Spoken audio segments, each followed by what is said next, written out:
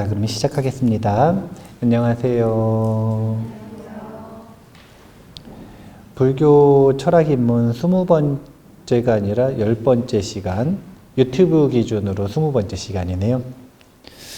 오늘도 불교 심리학에 대한 공부를 이어나가는데요. 일단 심리학의 카테고리로 넣는데 사실은 불교 심리학하고 별로 상관이 없는 부분인데 이제 비유가 재미있어서 몸풀기로 이 인식작용 두 번째 본문 한번 먼저 읽어보고 시작하겠습니다. 이어서 나가세나 스님이 왕에게 물었다. 소금을 눈으로 분간할 수 있습니까? 예, 그렇습니다. 좀 더 신중하게 말씀하시기 바랍니다. 그럼 혀로 분간할 수 있다고 해야겠군요. 그렇습니다. 그런데 스님, 모든 종류의 소금을 오직 혀로만 분간할 수 있습니까? 예, 그렇습니다. 그러면 어째서 소가 무거운 소금을 수레로 실어 날라야 합니까? 소금의 짠맛만 실어 나눌 수는 없습니다. 소금의 짠맛과 무게는 결합되어 있지만 분리할 수는 없습니다. 예를 들면 소금을 저울에 다는 게 아니라 소금의 무게를 저울에 다는 것입니다. 잘 알았습니다. 스님은 대론에 매우 뛰어나십니다. 이제 이게 인식의 작용에 들어간 이유는 다른 게 아니라 우리의 감각기관은요, 잠난하지 않아요. 잠난하지 않다는 건 눈으로는 눈으로 보이는 대상만, 그러니까 색경만 보고요. 귀로는 성경만 듣는 거예요. 성경을 눈으로 보는 거 아닙니다. 그게 서로 교란되기 시작하면 잠난해지는 거예요. 잠난해지는 거예요. 그렇기 때문에 우리가 이 소금이라고 하는 것을 구분하는 데 있어서 눈으로 구분을 하는 게 결정적인가요? 맛으로 구분하는 게 결정적인가요? 그러니까 소금은 모양이에요, 맛이에요. 소금이라고 하는 건 맛이라는 거죠. 예. 그래서 이제 그렇게 감각 대상에 따라, 감각 기관에 따라 고유의 감각 대상이 분리되어 있다라고 하는 것을 강조하고 있는 게 첫 번째고, 이제 또 재밌는 표현 중에 하나가, 그렇다면은 소금은 눈에 보이는 것으로 하는 게 아니면, 형상으로서 하는 게 아니면, 이 물질로서 하는 게 아니면 맛만 나르면 되지 않습니까? 이렇게 질문을 하는 거거든요. 맛만 분리해서 나르면 되지 않습니까?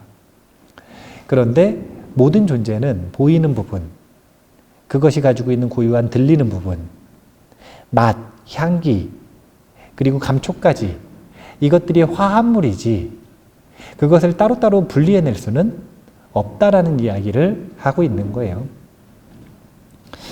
사실은 이런 질문하는 것 자체가 재밌잖아요.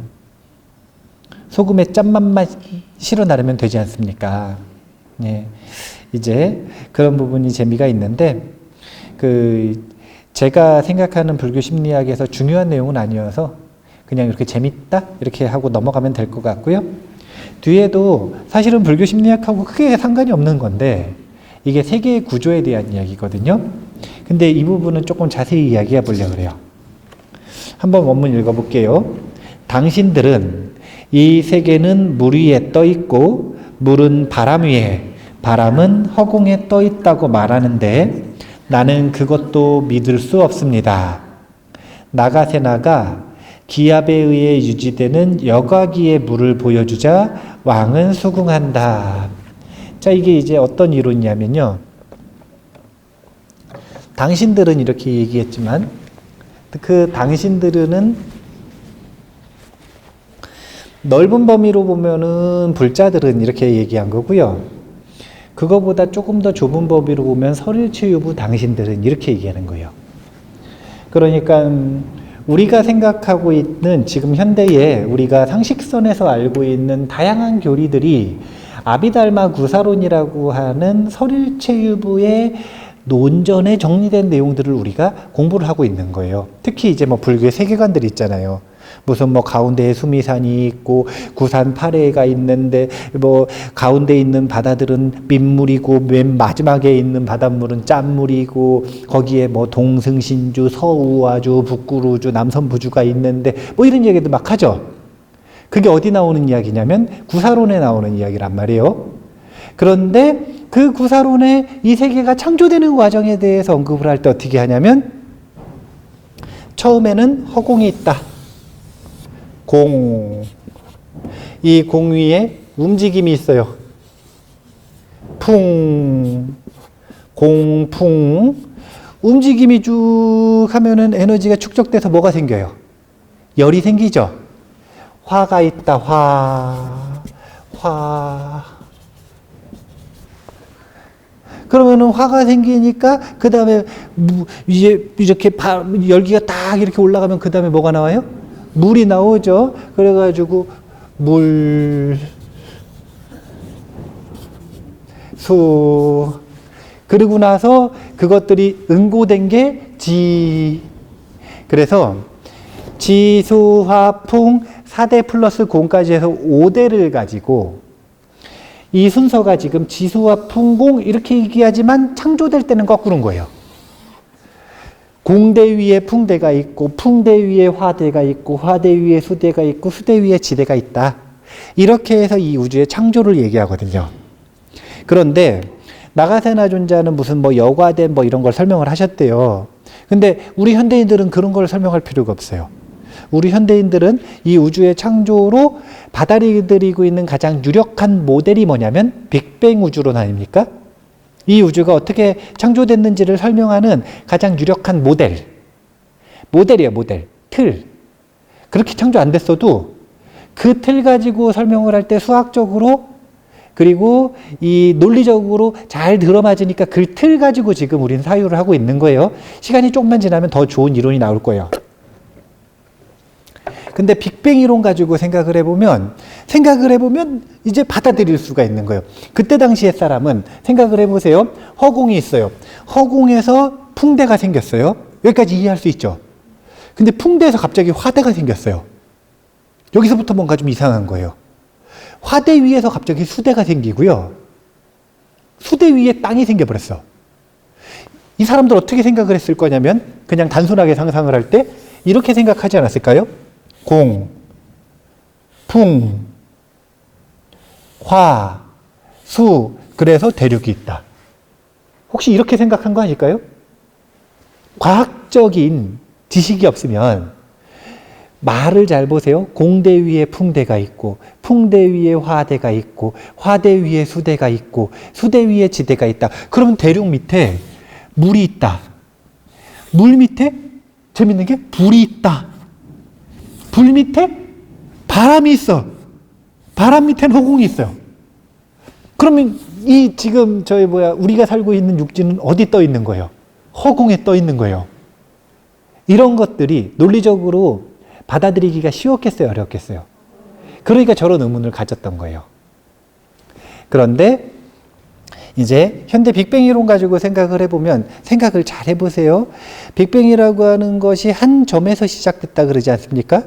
근데 그 한 점이라고 하는 게 그냥 나오느냐? 그게 아니에요. 처음에 어떻게 되는 거냐면 에너지가 축적되는 과정이 있죠. 그러면 그 에너지가 축적되는 과정 전에 뭐만 있어요? 허공만 있죠. 허공만 있죠. 그러니까 공대부터 시작을 하는 거예요. 그런데 그 허공에 완벽히 고유한 호수인가? 그게 아니라는 거예요. 작은 움직임들이 있을 거 아닙니까? 그 움직임들이 점점 커지는 에너지가 모이는 시간이 있겠죠. 그걸 풍대라고 하는 거예요. 그러면 에너지가 충분히 축적되었을 때 그 한 점이 폭발하는 힘이 나올 거 아니에요? 폭발, 이게 뭐냐면 화대예요. 폭발, 화대. 그래서 한번 생각을 해보세요. 우주가 폭발해가지고 물이 먼저 나왔대요? 땅이 먼저 나왔대요? 물이 먼저 나오잖아요. 지구의 형성 과정을 봐도. 바닷물이 아니라 수중생물이 먼저 나왔어요? 육지생물이 먼저 나왔어요? 백과사전 열심히 공부하시는 도우스님은 잘 아신단 말이에요. 도우스님은 백과사전을 열심히 읽으시거든요. 그러니까 이 백과사전 상식이 되게 이제 깊으세요. 보면은 수중생물이 먼저 나오고 그 다음에 나중에 육지생물이 나오는 거 아닙니까? 왜 그럴 수밖에 없었냐면은 바다가 먼저 생겨서 그래요. 수가 먼저 생기는 거예요. 그리고 그 바다 위에 육지가 떠 있는 거 아닙니까? 그러니까 현상화된 물질은 이 두 가지인 거예요. 지, 수. 화, 풍, 공은 사실은 지금 우리의 눈에서 보는 상식선에서는 물질화되어 있는 물질들을 얘기하는 게 아니라는 거예요. 그러니까 물 밑에 불이 있는 거 아니요. 뭐 또 이제 뭐 지구의 구조 가지고 설명을 할 때는 그런 얘기 하겠죠. 뭐 밑에 가면 뭐 용암이 막 이렇게 있고 막 원자 지구에 핵이 있어가지고 뜨거운 부분이 있고 뭐 이런 얘기 하겠죠. 하겠지만 그런 부분들이 사실은 이 지구라고 하는 것이 형성이 되어 있어요. 이미 형성이 완전히 돼 버렸어요. 그러면 형성되는 과정에서의 논리와 순서를 반영을 한 결과물이 나올까요? 전혀 다른 결과물이 나올까요? 그러니까 그런 결과물이 나오는 건데, 그래서 그 결과물까지 뭐 놓고 치면 여기가 육지요. 거기 바다가 있죠? 그 밑에 핵이 있어. 그럼 여기까지가 화겠네요? 그 다음부터는 뭐냐? 그러면은 요 지구는 어디에 있느냐 이거예요. 풍 속에 있잖아요. 그리고 그 풍은 어디에 있느냐? 공 속에 있죠. 지금 현대 물리학, 현대 이 지구과학, 이런 현대 과학을 공부한 사람들에게 있어서는 그러니까 이 불교의 공풍화수 지로서의 창조되는 과정을 빅뱅 이론이랑 같이 생각을 해서 이해를 하는 게 훨씬 더 받아들이기가 쉬울 것이다. 쉬울 것이다. 그런데 이제 티베트 불교에서는 한마디를 하죠. 그게 뭐냐면, 자, 그렇다면은 우리가 죽음을 맞이할 때 지가 제일 먼저 붕괴가 돼요. 지의 요소가 붕괴돼서 어디로 가느냐? 수의 요소로 들어간다. 수의 요소가 붕괴되면 어디로 들어갈까요? 화의 요소로 들어가요. 구체적인 얘기는 죽음 수업을 참조하시기 바랍니다. 자, 화의 요소는 어디로 들어가죠? 풍으로 들어가죠. 그럼 풍의 요소는 공의 요소로 돌아갈 거 아니에요? 그럼 공의 요소는 어디로 돌아갈까요? 식으로 돌아간다고 해요. 그래서 원래가 4대설이에요. 그런데 공을 포함해서 5대설이라고도 해요. 근데 재생으로 가면 6대설이 되는 거예요. 그래서 허공은 마음 안에 들어가는 겁니다. 그래서 허공을 품고 있는 게 마음인 거예요. 그러니까 유식학에서 유식학할 때 요 식이 우리가 쓰는 일상적인 마음을 얘기하는 게 아니라고 하는 걸 아셔야 돼요. 정의 자체가 틀린 거예요. 이 식은 허공을 품고 있는 그 식을 얘기하는 거예요. 요 식을 얘기를 하는 겁니다. 그래서 제가 요거를 한번 지금 사실은 인식론하고 크게 상관이 없어 보이지만 강조를 해서 설명을 한번 해드리는 이유는 이런 부분들이 이제 이 현대 교육을 받으신 분들한테 약간 이해가 안 되기 때문에 설명을 해드린 거기도 하고, 그거 말고 그렇다면 공은 어디서 나왔느냐? 식에서 나왔다라고 하는 것이 유식학, 대승불교의 입장이라고 하는 거. 요걸 한번 설명을 해드리고 싶었어요. 그래서 식에서 공이 나오고 공대 위에 풍대가 생기고 풍대 위에 화대가 생기고 화대 위에 수대가 생기고 수대 위에 지대가 생긴다. 그러면은 사실은 이 식에 대한 이야기는 과학의 영역인 거예요? 종교와 철학의 영역인 거예요? 지금까지는. 그쵸? 근데 조금 더 과학이 발전하면 다 과학의 영역으로 들어갔잖아요. 그러니까 불교에서는 이걸 뭐라고 하는 거냐면, 자, 빅뱅이 일어나요. 빅뱅이라고 하는 건 공이 있어요. 근데 그 공 위에 움직임이 있었고, 움직임이 충분해져서 그 한 점 속에서 열이 팍 폭발하는 걸 빅뱅이라고 한다고 쳐보세요. 그러면 요 빅뱅이라고 하는 게 있기 전에 현상화되어 있는 요 허공을 이렇게 채우고 있는 물질들이 있는 거예요, 없는 거예요? 전에는 없는 거죠. 빅뱅 이후에 생기는 거죠. 예. 그러면 벼 있잖아요. 이렇게 벼 있죠. 빈 이 허공이 있을 거 아니에요? 그럼 얘는 처음부터 벼 있었느냐 이거예요. 이걸 묻는 게 철학과 종교인 거예요. 얘는 처음부터 벼 있었느냐. 처음부터 벼 있던 게 아니라고 하는 거예요. 이제 빅뱅 이론이라고 하는 게 뭐 때문에 나온 거냐면 블랙홀 때문에 나온 거거든요. 블랙홀에 대한 설명을 하면서 빅뱅 이론이라고 하는 게 이제 성립이 되는 과정이라고 하는 게 있어요. 그런데 이 블랙홀이라고 하는 것이 전부 다 이렇게 빨아들이는 거 아닙니까? 그러면 반대로 사람들이 생각했어요. 빨아들이는 게 있으면 내뿜는 것도 있지 않을까? 그래가지고 화이트홀에 대한 생각을 하잖아요. 그런데 그런 것들을 생각을 할 때 이 블랙홀이라고 하는 건 물질계가 쭉 있는데 다 빨아들여. 이거는 지금 물질계가 무너지는 거예요? 생성되는 거예요? 무너지는 거죠. 멸하고 있잖아요. 예. 그럼 생성되는 것은 빅뱅 가지고 설명을 하는 거죠. 그러면 이 우주가 멸해서 생성되는 건 빅뱅 가지고 설명을 하는데 멸하기 전에는 뭐가 있었느냐 이거예요. 이거는 지금 과학의 의문이 아니라 종교와 철학에서 다루는 의문이라는 거예요. 그에 대한 답변이 지금 이 불교계에서는 시기라고 하는 걸 가지고 설명을 하는 거예요. 그러니까 불교는 기본적으로 다중우주에 대한 이론이 있어요. 다중우주. 우리가 살아가고 있는 우주 하나가 그냥 전부가 아니라 이거는 그냥 대천세계예요. 이 대천세계에 중천세계가 많잖아요?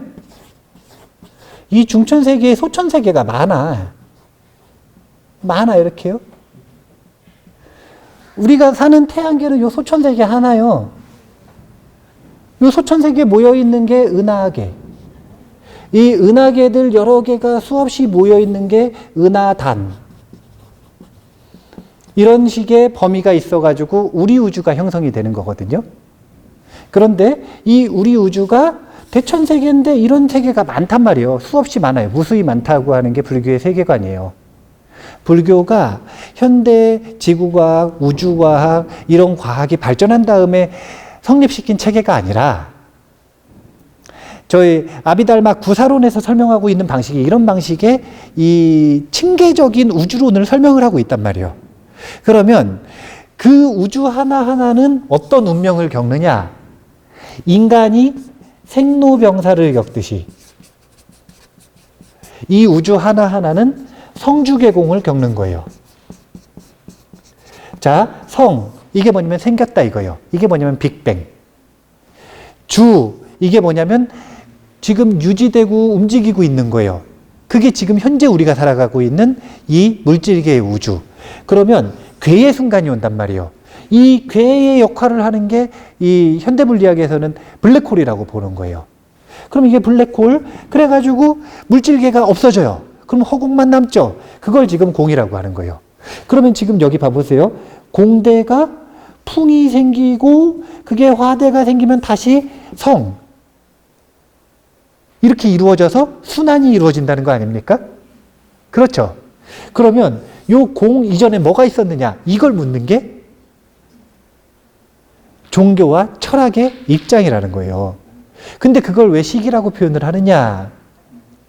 절대적인 유식학 속에서의 이 시계 개념을 가지고 설명을 할 수도 있지만 그 시기 개개인에게 있어서의 이 적용된 개인의 마음을 놓고 본다면 왜 우주가 멸망을 하느냐? 왜 우주가 성하느냐? 이것은 전부 다 뭐에 의해서 이루어지는 거라고 표현하냐면 공업에 의해서 이루어지는 거라고 표현을 해요.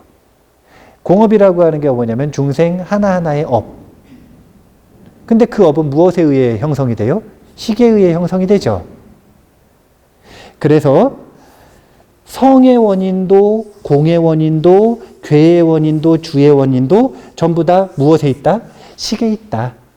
이것이 세간적이고 이 논리적인 설명이라면 그 시기라고 하는 걸 개인의 하나하나의 업들에 대한 그 개인의 식이 아니라 그 개인의 식들에 이렇게 구분이 없는 이 유식에서 이야기하는 저 식이라고 이야기를 할 때, 그러니까 공을 품고 있는 이 비개인적인 식으로 이야기를 할 때는 설명이 또 조금 다를 수가 있는 거죠.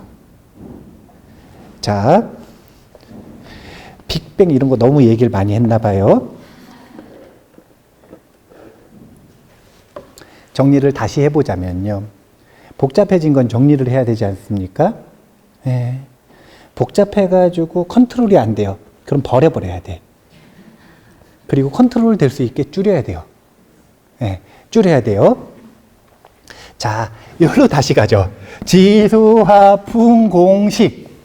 지수화풍으로 이루어져 있다. 이거 지금 물질의 4대 요소. 거기에다 공이 들어가면 비물질 같이 들어갔고요. 그것의 근원까지 묻는 게 6대설이라고 보시면 된다.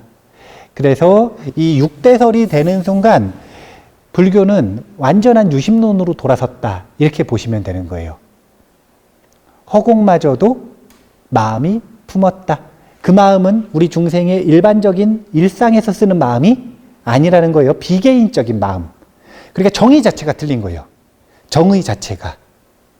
이런 것들을 이제 무슨 뭐 칼 융 선생님이라든지 이제 이 유럽의 철학자들, 과학자들이 불교를 잘 참고하고 배우면서 자기만의 언어로서 정의를 내리려고 막 노력을 많이 했어요. 뭐 우주의 마음이다라든지 아니면은 무슨 뭐 이 집단 무의식이라든지 뭐 여러 가지 자기만의 정의를 내리려고 했지만 그런 것들은 그냥 개념일 뿐이고 이제 비개인적인 마음으로서 설명을 하고 있다. 그렇게 보시면 됩니다.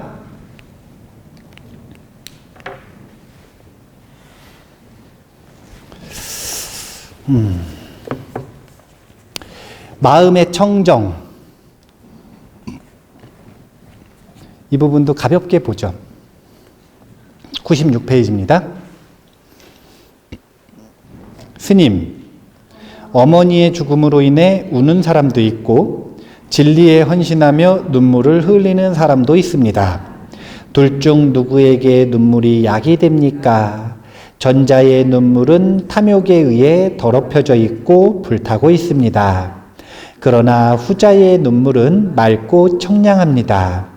고요하고 청량함 속에는 치유가 있지만 번뇌와 뜨거움 속에는 치유가 없습니다. 그러니까 어머니의 죽음으로 인해 우는 사람이 있어요.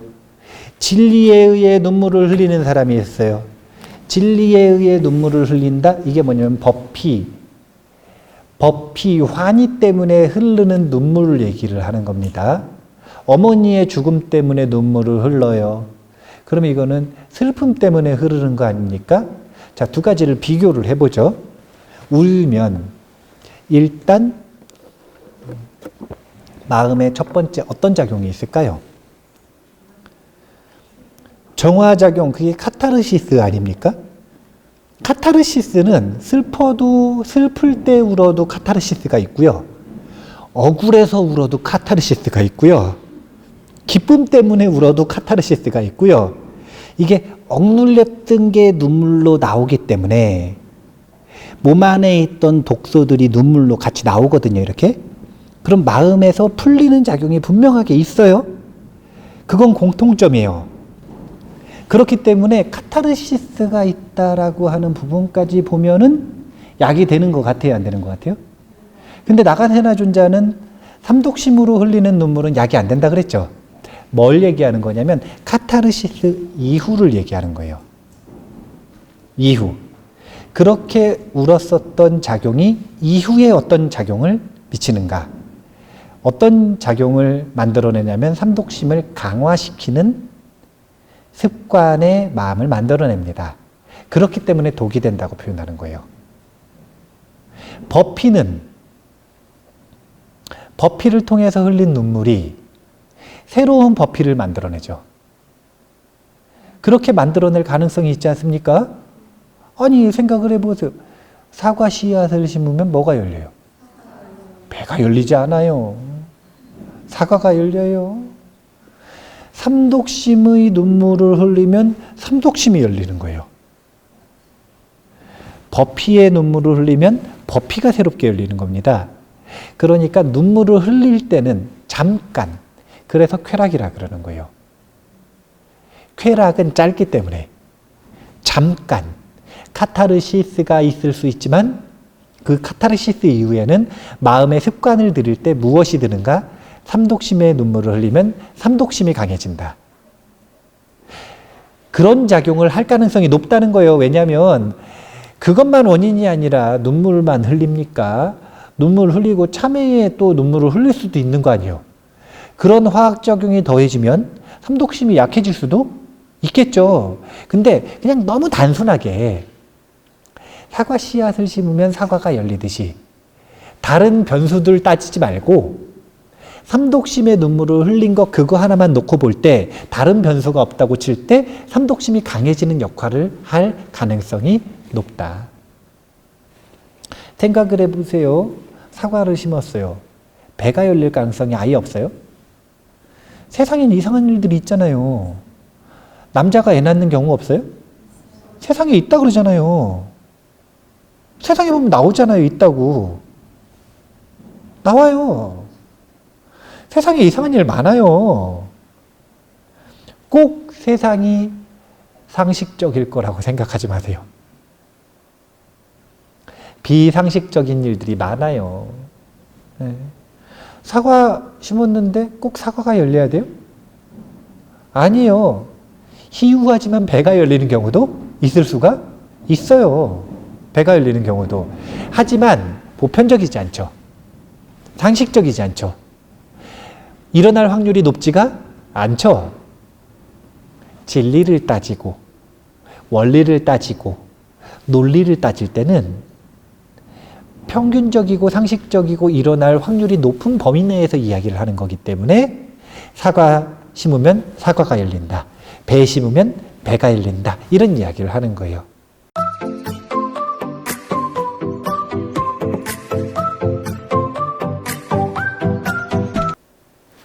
삼독심의 눈물을 흘리면 삼독심이 강해진다. 그렇지 않나요? 욕심이 많아. 욕심대로 안 돼요. 그래서 눈물이 나요. 그럼 욕심이 사라져요? 욕심이 더 강해지던데? 네. 욕심 때문에 눈물을 흘리고 풀리는 게 있으면 욕심이 마음대로 안 돼가지고 울었잖아요. 안 될 것 같아서. 근데 울고 나니까 될 것 같거든요. 좀 풀리니까. 그럼 욕심이 더 강해져. 어떤 방식으로든 삼독심들은 서로 연계를 시켜서 연합해가지고 점점 삼독심을 강하게 만들어요. 그런 차이를 지금 이야기하고 있습니다. 어머니가 죽었는데 그것 때문에 흘리는 눈물이 나쁘다 이런 얘기 하는 게 아니에요. 그런 얘기를 하는 게 아닙니다. 자, 97페이지에 이제 기억에 대한 부분이에요. 기억. 밀린다 왕. 스님께서는 오래전의 일을 어떻게 회상할 수 있습니까? 나의 기억에 의존합니다. 회상하는 건 우리의 마음이 아닙니까? 대왕께서는 과거에 했던 일을 잊어버린 적이 있습니까? 그렇습니다. 그때는 마음이 없어졌습니까? 그렇지 않습니다. 단지 기억이 나지 않았을 뿐입니다. 그런데 왜 대왕께서는 회상하는 것이 마음이라고 하십니까? 이제 이런 부분이 아까 서두에 마음과 마음작용을 구분하는 일, 그 부분을 왜 이야기를 했던 거냐면 이런 부분들 때문에 그래요. 자, 우리에게 기억, 이 기억이 새롭게 마음에 재생되는 걸 회상이라 그러잖아요. 그 회상이 무엇에 의해 일어나는가 이걸 놓고 본다면 마음이라고 뭉뚱그리는 순간 어떻게 되느냐? 그럼 어떻게 되느냐? 어떤 일을 기억하지 못하면 마음이 없어진 거예요, 안 없어진 거예요?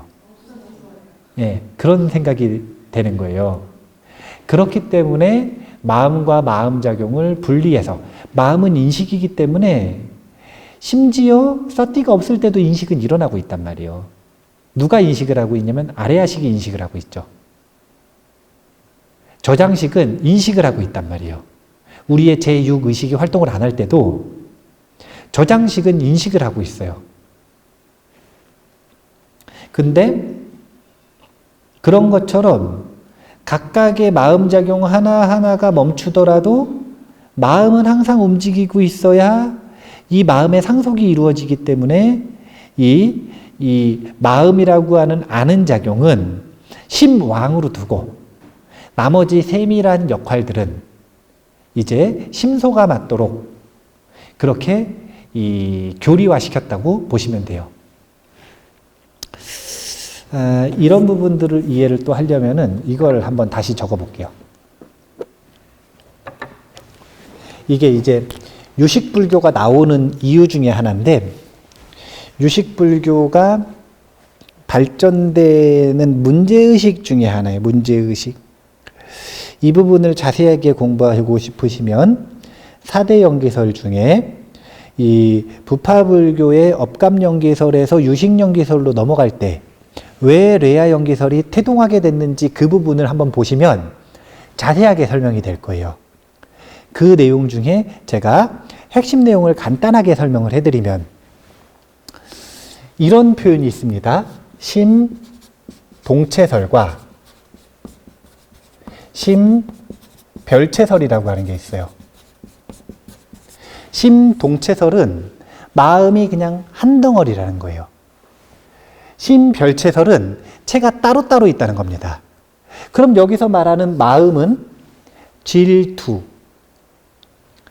기억, 사띠, 수, 느낌 이런 걸 얘기하는 걸까요? 아니면 심왕, 식을 얘기하는 걸까요?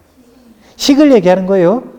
근데 식이 보통 몇 가지 표현들이 있다 그랬죠? 3가지. 심의식이 있다 그랬잖아요. 심의식. 심, 의식.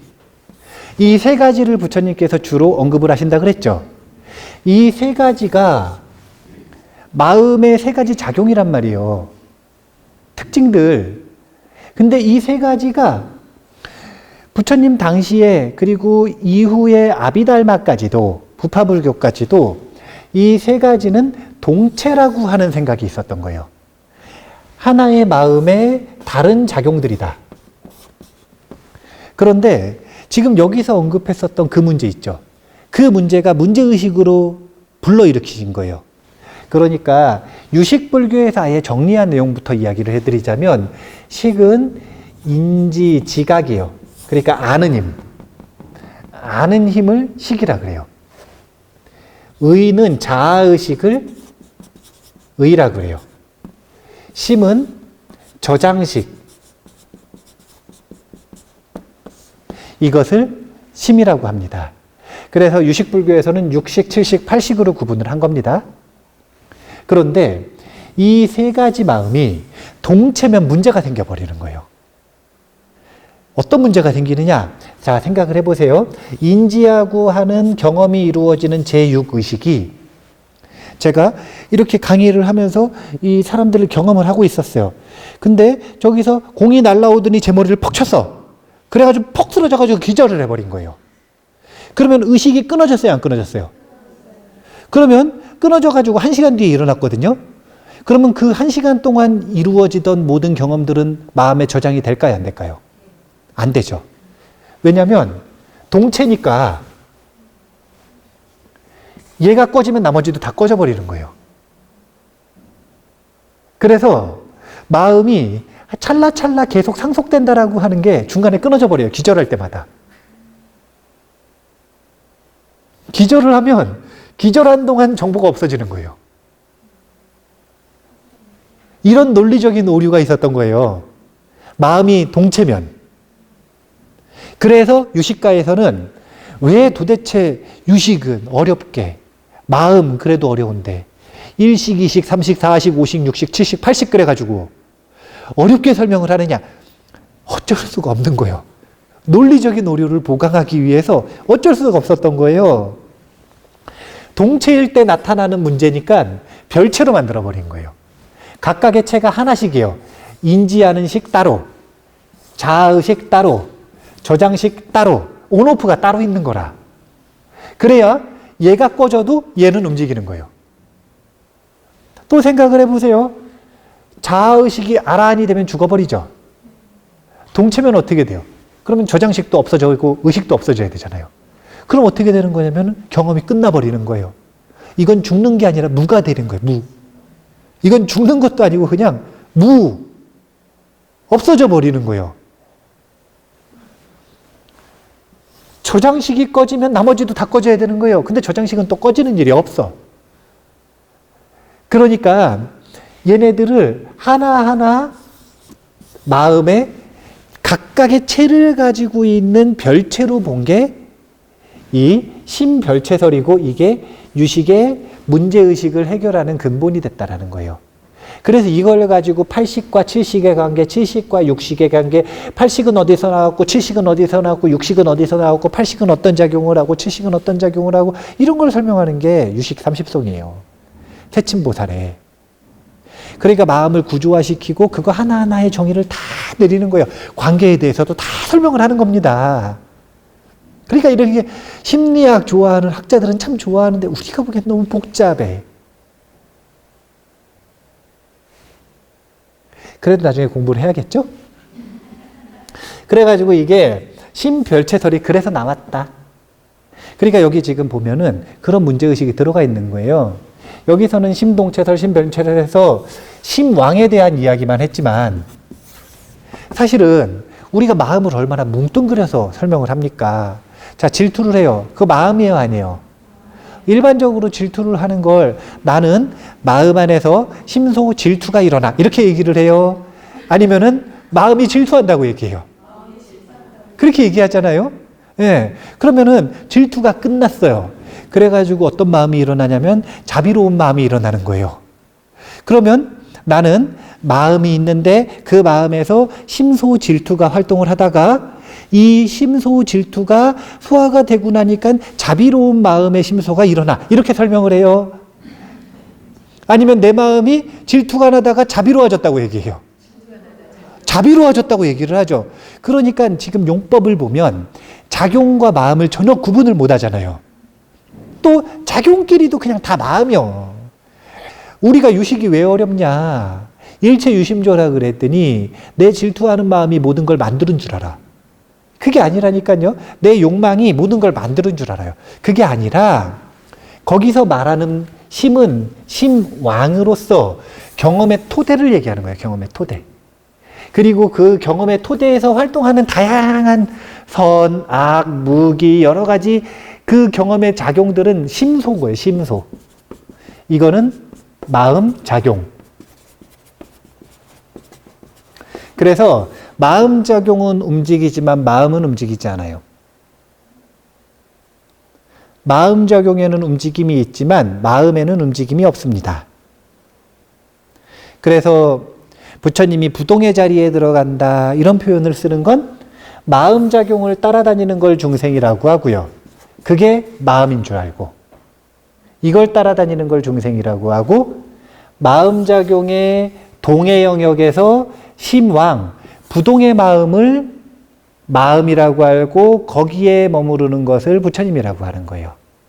그래서 부처님은 45년간 금강보자 보리수화 밑에서 단 한 발자국도 움직이신 적이 없다. 이런 표현을 쓰는 거예요.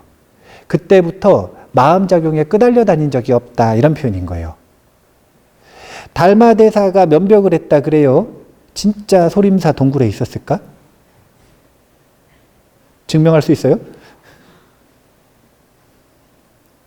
그 면벽의 진정한 의미는 자신의 마음을 보고 있었다라는 거예요. 마음작용이 아니라. 네, 마음을 보고 있었다라는 거예요. 마음을. 그래서 이 마음과 심왕과 마음작용인 심소를 구분할 줄 알아야 되는 것을 지금 저기선 얘기를 했지만 저는 이제 그거보다 더 근본적으로 심왕 자체도 심동체설과 심별체설로 의견이 나뉜다는 거.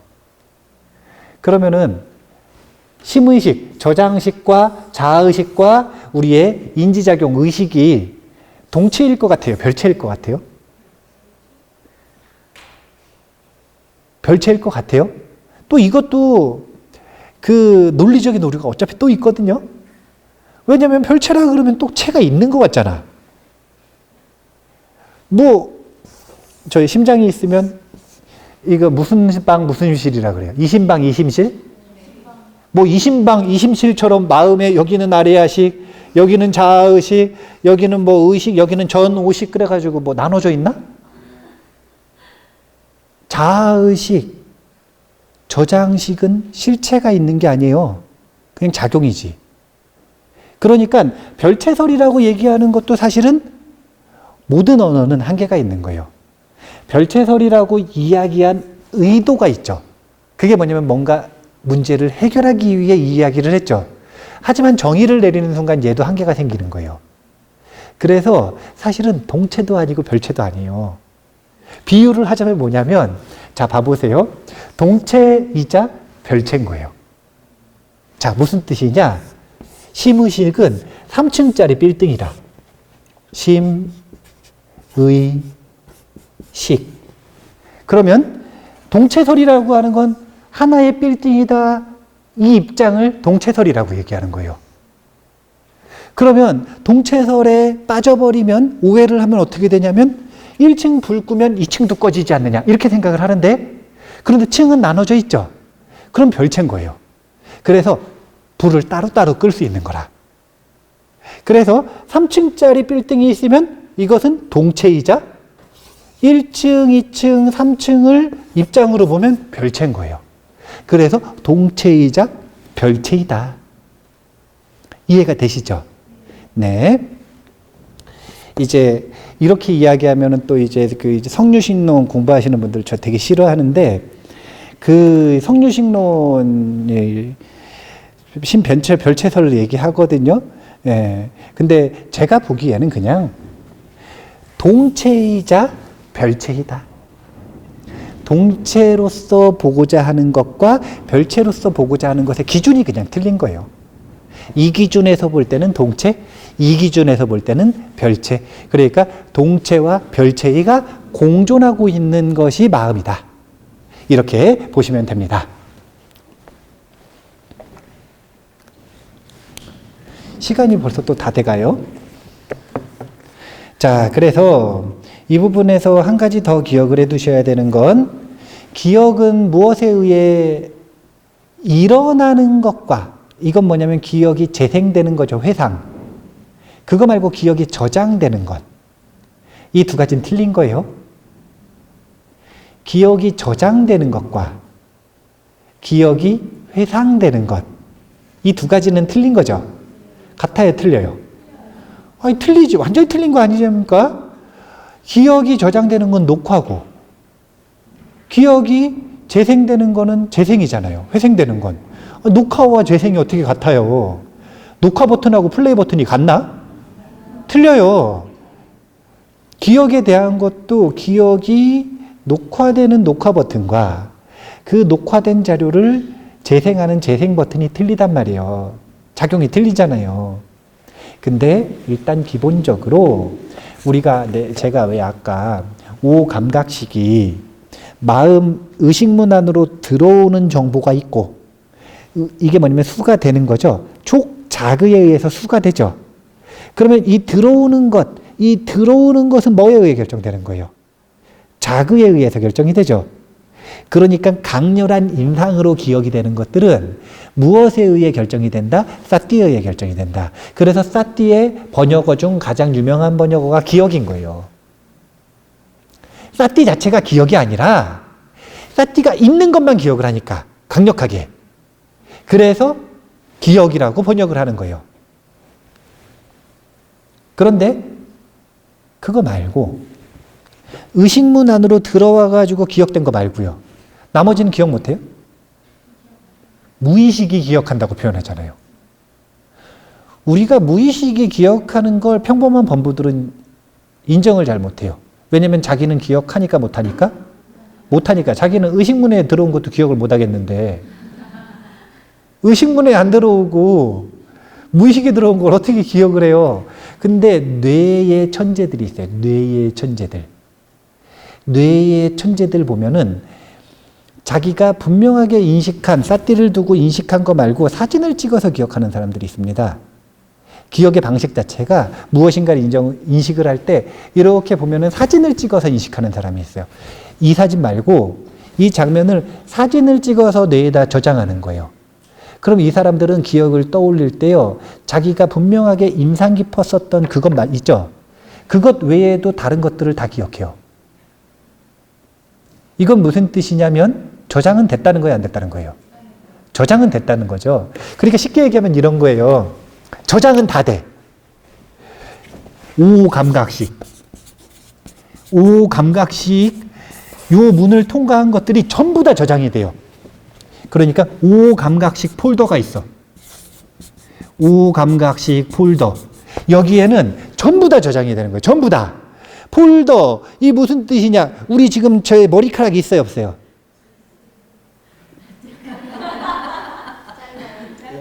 머리카락이 흔들리지 않습니까? 바람에 날리고 있어요. 아니, 날리고 있어요. 머리카락이 막 휘날리고 있잖아요, 지금. 근데 나한테는 내 촉감에 인식이 돼요, 안 돼요? 그러니까 인상 깊은 기억으로서 저장이 돼요, 안 돼요? 하지만 머리카락이, 이게 지금 몇 개의 머리카락이 있는지 모르겠지만 1번, 7번 번호가 다 있을 거 아니에요. 3727번 머리카락이 몇 도 각도로 움직였는지가 내 인식된 기억으로서는 저장이 되지 않을 수 있지만 무의식 폴더에는 전부 다 저장이 된다는 거예요. 그러니까 기억도 두 가지가 다른 거예요. 무차별적으로 경험되는 대상이 전부 다 저장되는 폴더가 있고, 이 중에서 특별히 인상 깊은 의식된 기억이 저장되는 폴더가 있단 말이에요. 그래서 보통 사람들이 기억이 어떻게 저장되고 기억이 어떻게 회상되느냐 이런 표현을 할 때 보통은 이걸 얘기를 할 거란 말이에요. 이거. 그런데 불교계에서는 이것도 같이 얘기를 하는 거예요. 그리고 이 두 가지가 저장되는 방식도 틀리고 회상되는 방식도 틀린 거예요. 저장되는 방식도 틀리고 회상되는 방식도 틀리다. 그러면 자, 이런 거 해보죠. 어떤 사람을 만났어. 만나자마자 그 사람이 좋은 거예요. 한 번도 본 적이 없는데. 그러면 이 사람이 좋은 이유는 뭐 때문일까요? 쉽게 얘기하면 기억 때문이에요. 근데 이 기억은 언제의 기억이에요? 전생의 기억이라고 표현을 하죠. 네, 전생의 기억. 그러니까 이 폴더에 저장된 기억이에요? 이 폴더에 저장된 기억이에요? 이 폴더에 저장된 기억이 경계를 만나면 드러나는 거예요.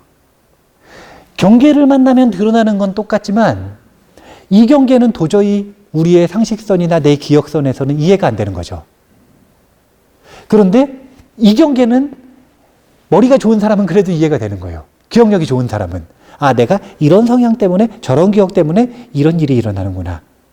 근데 이건 도저히 이해가 안 되는 거예요. 왜냐하면 전생에 만났을 때 그 사람이 지금 그 모습도 아니었거든요. 지금 이 관계도 아니었거든요. 그러니까 납득이 잘 안 되죠. 그렇기 때문에 왜 그러잖아요? 이 여성의 직감은 굉장히 잘 맞는다고 표현을 해요. 근데 그 여성의 직감은 이 폴더를 쓰는 걸까요? 이 폴더를 쓰는 걸까요? 이 폴더를 쓰는 거예요. 이 폴더. 논리적인 이유가 아니거든요. 그냥 느낌. 여기서 그 느낌이 아주 재밌는 거예요. 그 느낌은 촉, 수, 상, 사. 그래서 요 촉 다음의 느낌과 상과 사와 동반하는 느낌이 있어요. 이 두 가지 느낌은 다른 거거든요. 이것은 이성적인 느낌이 아니라 말 그대로 몸이 느끼는 느낌이에요. 그냥 딱 만났는데 뭐 이 털이 른다든지 닭살이 돋는다든지 갑자기 그냥 몸이 이완된다든지 그냥 아주 그 본능적인 느낌 있죠. 이것은 생각을 바탕으로 한 거예요. 논리를 바탕으로 한 거예요. 취향을 바탕으로 한 거예요. 그래서 이 두 가지는 인식되는 시간이 완전히 틀려요. 이것은 0.00001초, 이것은 2에서 3초, 4초.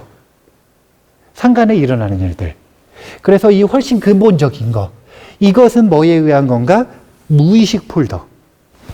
이것은 뭐에 의한 건가? 의식 폴더. 그러니까 기억이 저장되는 게 여기 저장되는 것과 여기 저장되는 게 틀리다. 이유도 틀리다. 자, 봐보세요. 여기 저장되는 건 사티가 있어야 저장이 돼요. 사티가 없어도 저장이 돼요. 없어도 저장이 되는 거죠. 우리가 잠을 자요. 그러면 그때 사티가 있어요, 없어요? 근데 옆에 지네가 지나가요. 그러면 이 지네가 지나간 이 정보가 저장이 될까요, 안 될까요? 된다니까요. 오감각식에서 의식을 통하지 않아도 저장이 된다는 거예요. 그런데 그렇게 저장이 되는 것과 지네가 지나가는데 잠 안 자고 있었는데 모르고 있어요. 그러면은 이쪽으로 저장이 돼야 안 돼요? 안 되죠. 여기는 무조건 사티가 있어야 저장이 된다는 거예요. 그래서 사티가 기억이라고 한다면 그 사티가 불러일으키는 기억작용은 여기에 저장되는 기억을 기억이라고 할 것이다. 기억이라고 할 것이다.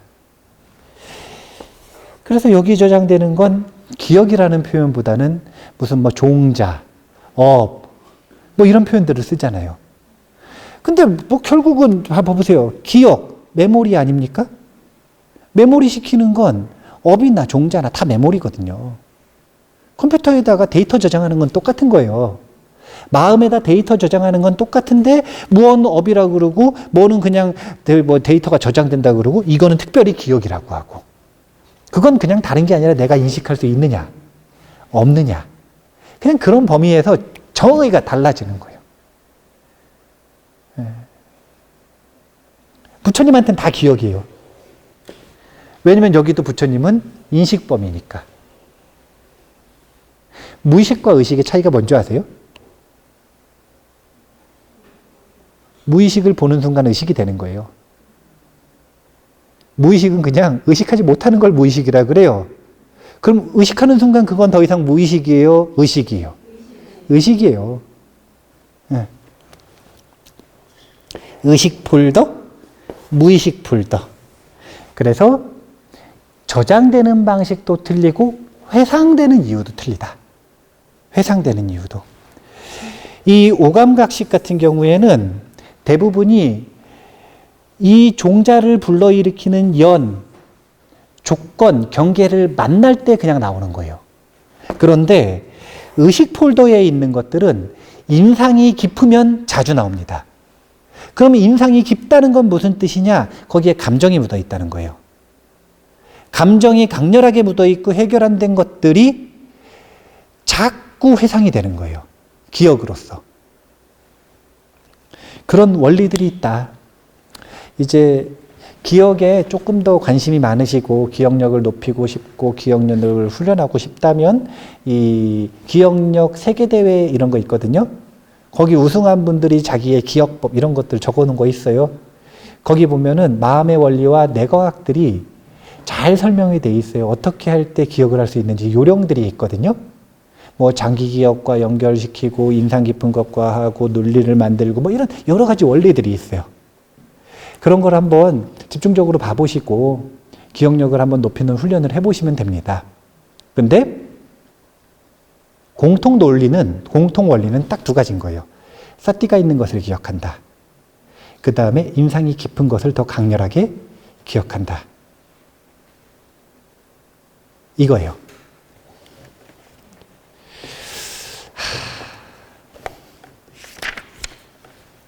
시간이 거의 다 됐네요. 기억의 발생 두 번째는 기억이 일어나는 계기를 17가지로 설명하셨거든요. 근데 한번 읽어보세요. 결국은 다 사티가 있고 그 다음에 인상이 깊다는 거예요. 그래서 사티와 인상을 깊게 만드는 감정의 문제예요. 감정의 문제. 한 가지만 얘기해 볼까요? 16번째 보면 저당물에 의해 기억이 일어납니다. 자기가 맡긴 저당물을 보고 그것을 저당 잡힐 때의 정황을 기억하는 것과 같습니다. 그때 감정이 어떨까요? 강렬할까요? 전당포에 가요. 내가 좋아하는 차를 맡겨요. 그래 놓고 돈을 받습니다. 그럼 차를 맡길 때의 감정이 어떨까요?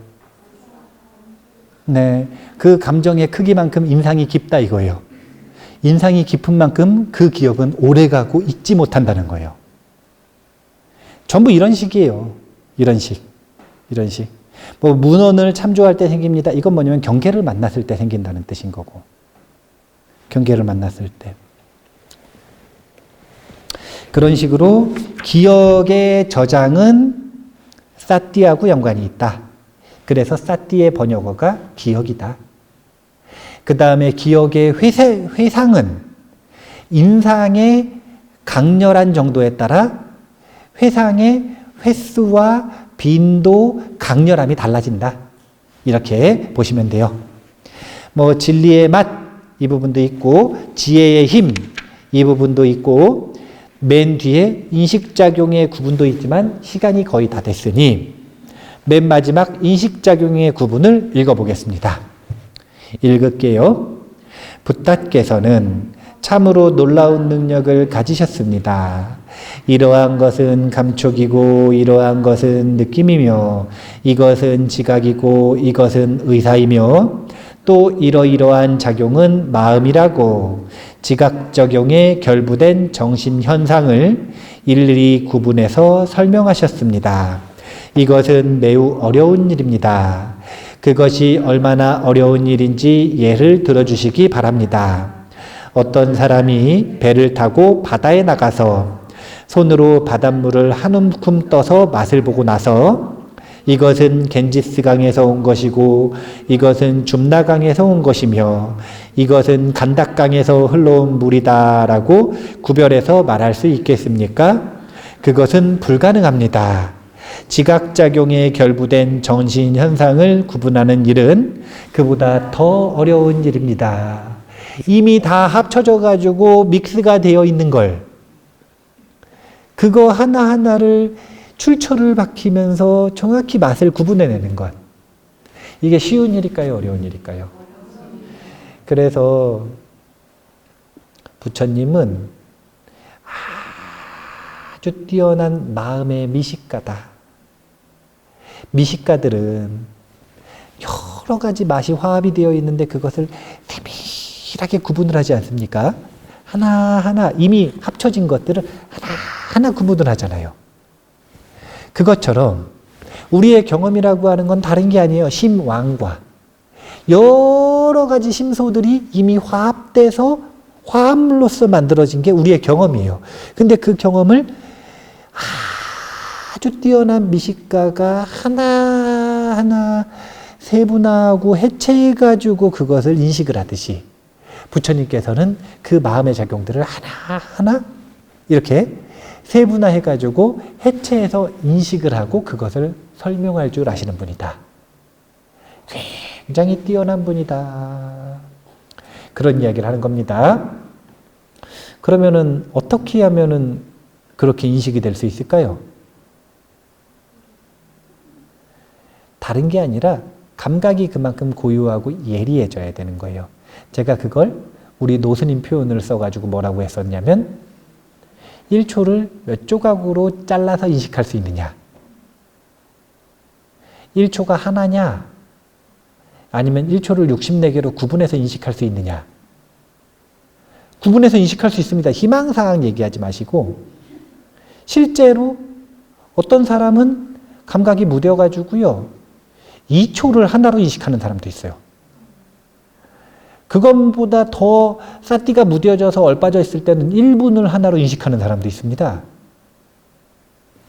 자기가 진짜 집중했을 때 자신의 의식을 잘 활용을 할 때 1초를 몇 개로 쪼개서 쓸 수 있느냐. 이런 것들이 감각의 예리함, 인식의 예리함이라고 보시면 돼요.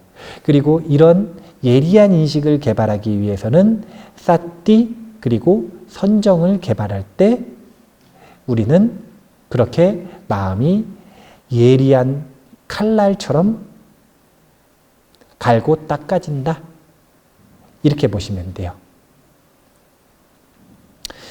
그렇게 예리한 것을 가지고 뭐에 쓰느냐? 지혜가 그래서 비유할 때 칼이라고 비유를 하는 거예요. 지혜는 잘라내는 거거든요. 근데 그 잘라내는 그 지혜의 칼을 예리하게 가는 건 선정이다. 이렇게 보시면 되는 거예요. 우리에게 누구나 지혜가 있을까요, 없을까요? 네, 근데 무디인 거죠, 그냥. 선정의 힘이 약하면 날이 다 빠진 거예요. 무디인 거예요. 그래서 아무리 휘둘러도 안 잘라져. 몽둥이 같아, 쳐. 휘둘렀는데 치는 거예요. 네. 그럴 거면은 몽둥이라고 해야 되죠. 칼이라고 할 수가 없는 거예요. 지혜는 번뇌를 잘라내는 역할을 하기 때문에 예리해야 되는데 우리가 품고 있는 이 지혜의 칼을 어떻게 예리하게 나를 갈 것인가? 선정의 수행으로서 나를 간다. 이렇게 보시면 됩니다.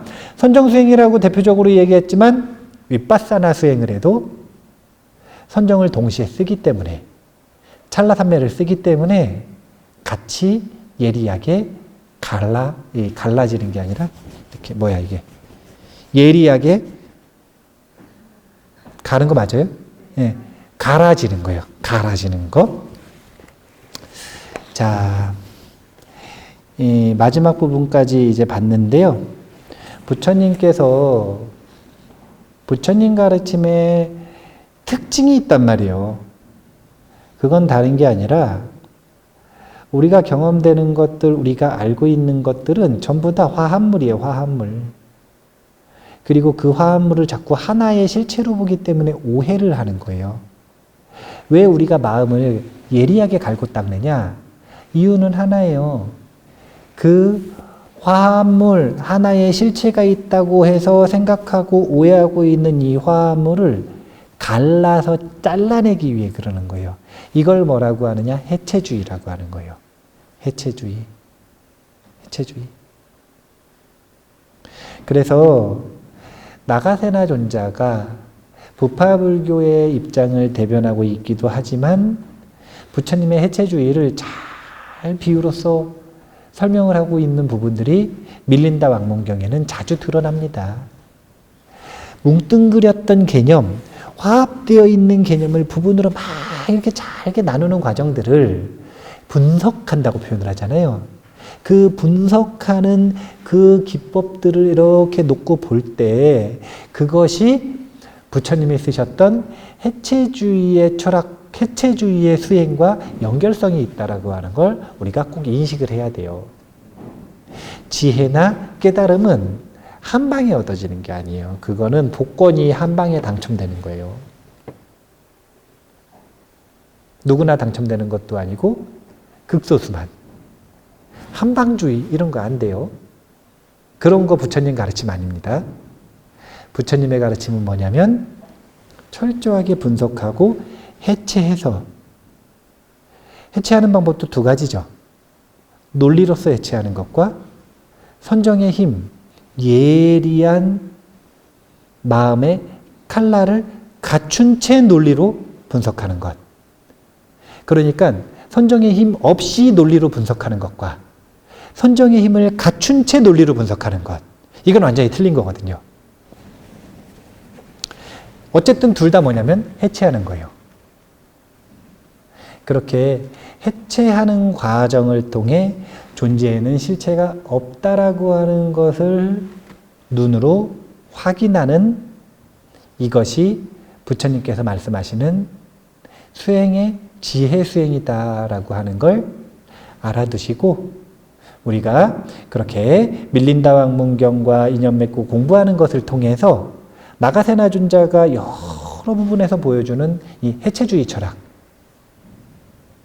그것의 실습 문제라고 볼 수 있는 또는 아주 뛰어난 모범 답안 이 모범 답안들을 잘 보시고 자기가 궁금해하고 자기가 사로잡혀 있는 것들에도 좀 적용을 해서 해체주의를 통해서 집착에서 벗어나는 그런 결과물들을 내놓을 수 있으면 좋겠다라는 생각을 합니다.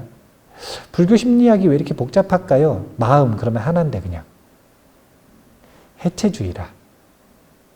그러면 나는 해체주의다 그래가지고 원래는 하나인 걸 막 억지로 해체한 거예요?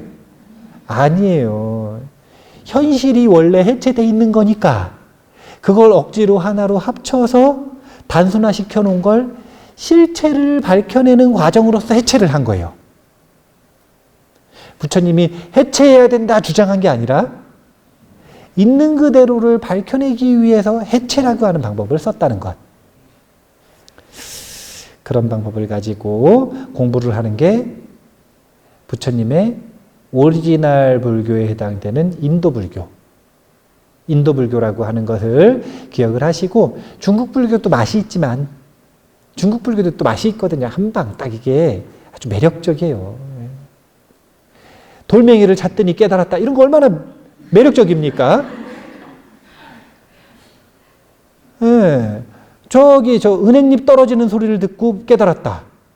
얼마나 매력적이에요. 스승에게 저 뭐 뺨 한 대 딱 맞으니까 갑자기 깨달았다. 얼마나 매력적이에요. 뺨 대고 있을 사람 얼마나 많습니까? 한 방에 깨달을 수 있다면. 속 시원하고 깨달은 게, 속 시원하고 매력적인 게 중국 불교의 맛이기도 하지만, 근데 그렇다 그래서 인도 불교, 부처님 오리지널 불교, 이 분석과 해체에 의지하는 이 불교를 또 너무 무시하면 안 돼요. 둘 다 가치가 있으니까요. 우리 한국 불교 입장에서는 둘 다 잘 이해하고 배워서 장점만을 잘 흡수해서 자신의 수행에 도움이 됐으면 좋겠다는 생각을 합니다. 다음 시간에는요, 이제 불교 심리학 말고 불교 수행론 한 번 더 공부를 할 거예요. 텍스트는 지난 시간에 다 했어요, 사실은. 불교 수행론. 그러면 여기 나와 있지 않은 다른 거 뭘 할 거냐면 오근과 오력을 중심적으로 볼 거고요. 그 다음에 팔정도에 대한 부분을 좀 볼 거예요. 그렇게 해서 불교 수행론 공부를 11번째 시간에 하면 이제 한 번밖에 안 남는 거거든요. 그럼 맨 마지막에는 무아론을 다시 하는데, 앞에서 했었던 무아론과 11번을 공부한 뒤에 하는 무아론은 같은 무아론이에요? 다른 무아론이에요? 같기만 해보세요.